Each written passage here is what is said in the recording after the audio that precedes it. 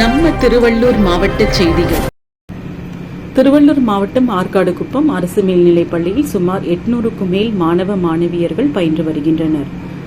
இந்நிலையில் 10ஆம் வகுப்பு, 11ஆம் வகுப்பு, 12ஆம் வகுப்பு என பயின்று வரும் மாணவ மாணவியர்களிடம் அப்பள்ளியின் தலைமை ஆசிரியர் ராஜீவ் தங்களது உயர்நிலை படிப்பை முடித்து செல்லும் மாணவர்களிடம் தங்களது வகுப்பறைக்கு தாங்களே பணம் போட்டு வர்ணம் வாங்கி தீட்டி கொடுக்க வேண்டும் என உத்தரவிட்டுள்ளார்.